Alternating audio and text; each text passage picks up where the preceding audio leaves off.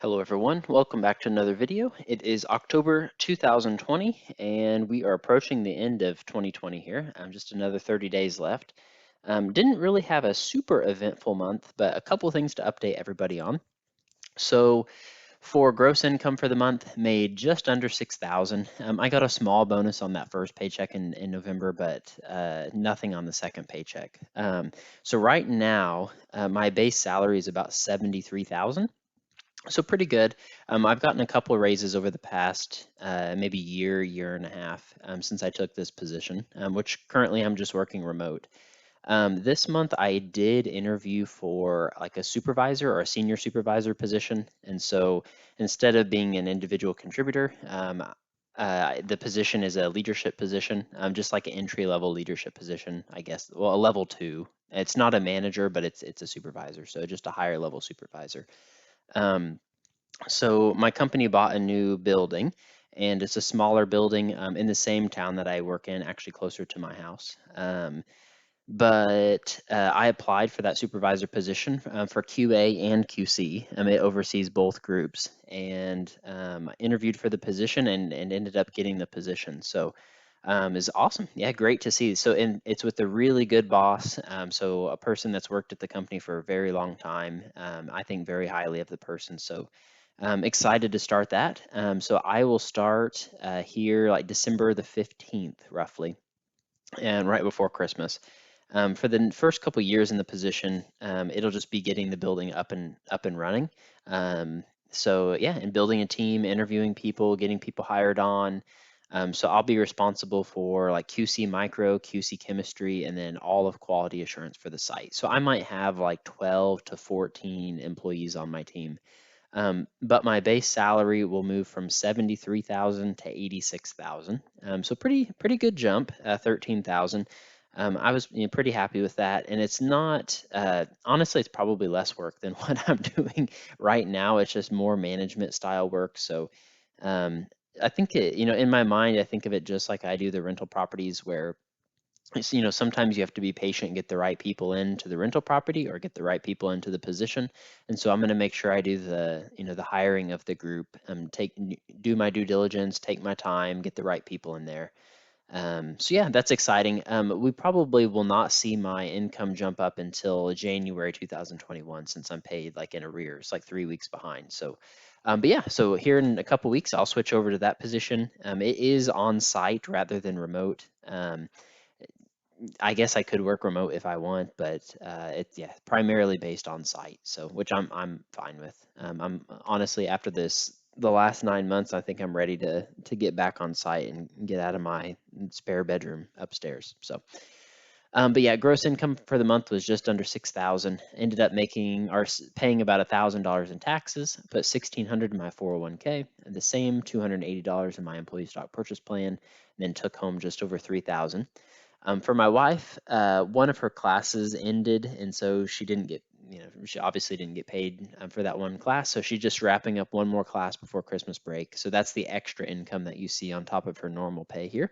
So $4,500 this month, 462 in taxes, almost 2,000. Same for 403b, HSA, insurance, all that stuff. So it took home 1,600. I feel I feel bad for her.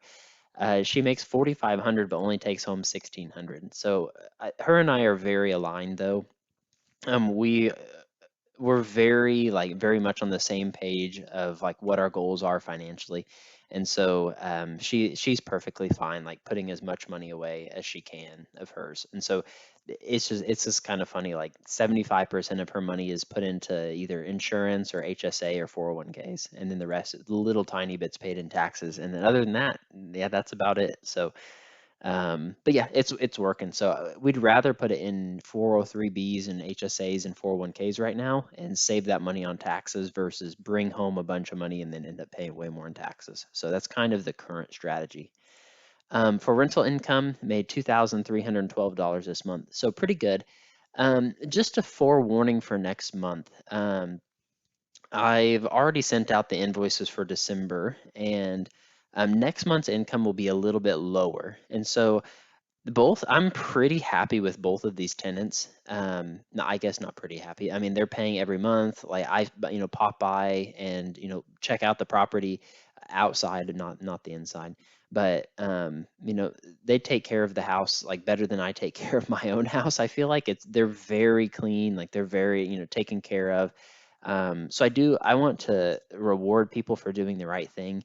And so I made the decision for December to discount the rent $300 a piece. And so I'll make like 1712 or whatever next month. So it's going to be quite a bit cheaper. It might be 1750 next month is what I end up making. So it'll be $600 less just because I'm going to give them like a Christmas deduction for their rent, just for being good tenants. And I'd say my reasoning behind that is, well, one, they're good tenants. So they're taking care of my house for me. They're paying rent every single month. Neither of them are behind, or I'm not having to chase them or message them all the time. When stuff is broken, they reach out to me. And so I feel like $300 for me doesn't really mean, I mean, it's money, it's important, but $300 or $600 doesn't really change my life any. And so for them, $300 a piece, like, may mean a lot to them, especially around Christmas time. And so I feel like it's the right thing to do. Hopefully it's not, them taking advantage of me, which I don't think it is, but yeah, I feel like it's the right thing to do. So we'll see how it's reciprocated. We'll see if it pays off, but yeah, so I'm just going to discount each of their rent $300 for the next month, just for Christmas. Both of them have kids and stuff too, so I'm hoping that they can, it's a perfect timing where they can spend that $300, get their kids some more Christmas presents, and their families have a good Christmas or something. Which that would be probably the best $300 I've spent in a long time. So, just forewarning for December here coming up. But for the gross income, $12,800, and then for take home pay was $4,600. Jumping into net worth, so all the houses, again, I just have this on an equation now, going up 2% per year, or 0.0016% per month, which is just 1/12 of 2%. So all the houses just went up that same 2% as they did last month. So it looks like just housing appreciating is about 1,000, almost exactly $1,000 a month in appreciation that I should get each month just for holding on to these houses, which that's really cool. Cars, no changes with vehicles. Yeah, not a whole lot has changed there. M1 Finance, I ended up putting another 10,000 in there. So the 1,800 went up to 3,245, and then I added 10,000 in there as well.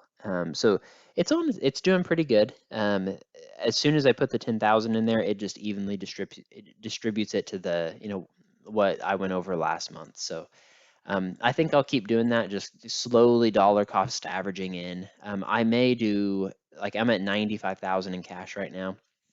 So I may get all the way down to about 20,000, maybe 15 to somewhere between 15 and 30,000. Leave maybe 3 months to 6 months worth of like emergency fund for me, and yeah, move all the rest into M1 Finance. But this will probably take me, I'm guessing, 6 to 9 months, is kind of my game plan. Just keep doing 10,000, maybe 30,000 if the market drops, and just go from there. But the market in general was way up this month, which is, I guess, cool to see. So overall this month made almost $40,000. 10,000 of that I put into M1 Finance, so I guess I made $30,000.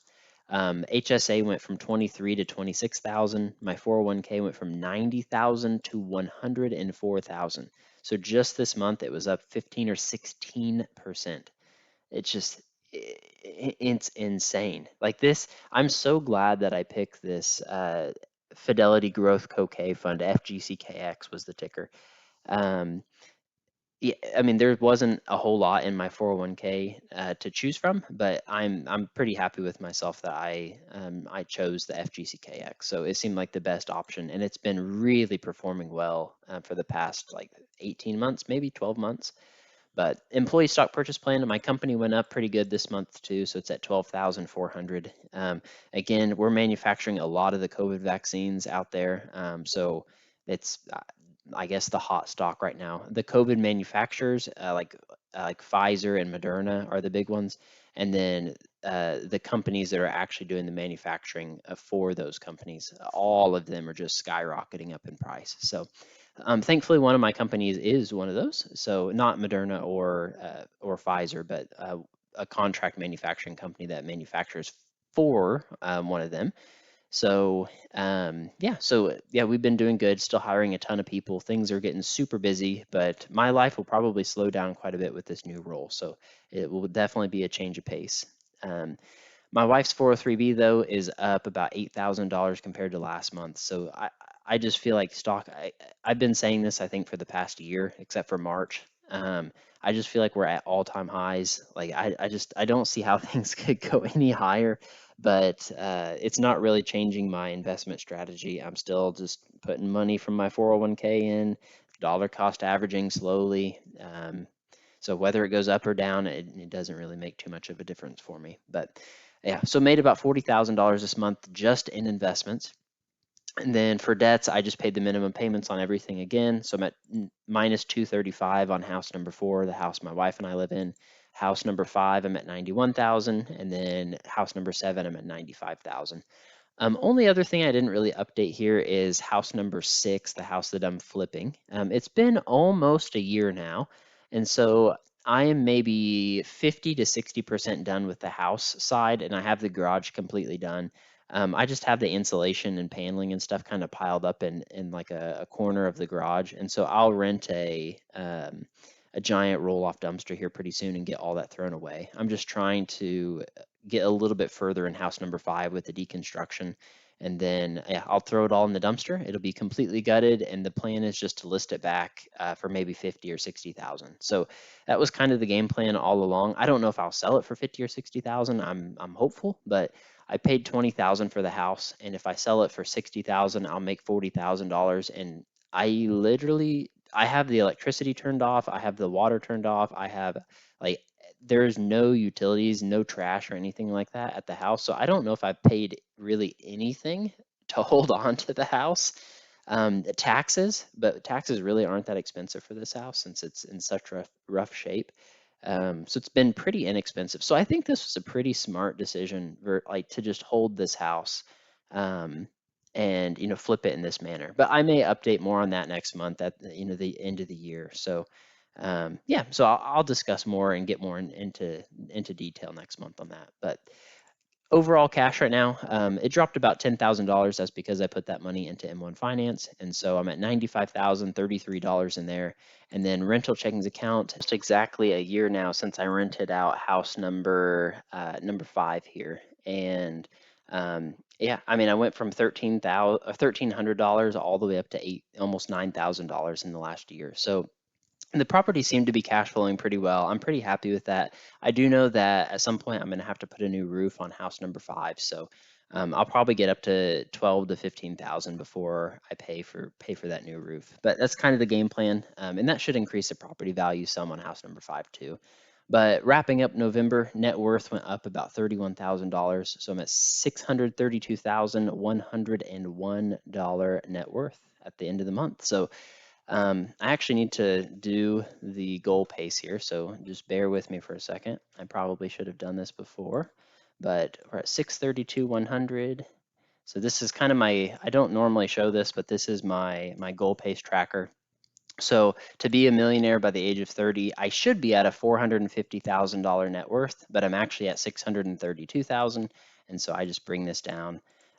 So I am $182,101 ahead of my goal pace of becoming a millionaire by the age of 30. So almost $200,000 ahead, that's crazy. I really feel like a lot of this is it's pure I mean rental properties. A lot of it's just and maybe stocks a little bit, but a lot of it's just buying these houses at really good prices, making sure I have equity when I buy them, and it's just adding huge amounts to my net worth, and then having rent come in every single month, paying the loans down. So yeah, $182,000 ahead of my goal pace. So I think like as long as we don't have a market downturn or anything in the next like 3 to 5 years, I'm pretty confident that probably by the age of 27, maybe 28, I don't know if I could hit a millionaire by next year, but it may be pretty close. If I can get to 650,000 by the end of this year, that'd be a 350,000 increase next year would be what it would take. So I don't know. It may be pretty close. I don't know if it'll be 27 or 28, but that's assuming we don't have any kind of market downturn. If we have a collapse in the stock market, it may take me till I'm 30 or maybe even 35. I don't know. We'll just have to see how bad that is and what the future holds. But right now, we're doing pretty good. So ended the month with $632,101 net worth and about $185,000 ahead of my goal pace of becoming a millionaire by the age of 30. So thank you all for watching the videos. Be sure to like, comment, subscribe. Last month's and next month's videos are on the screen now. And as always, if you have any questions, comments, things that you'd like to see in future videos, just comment them down below. Thanks, everybody, and we'll see you in the next video.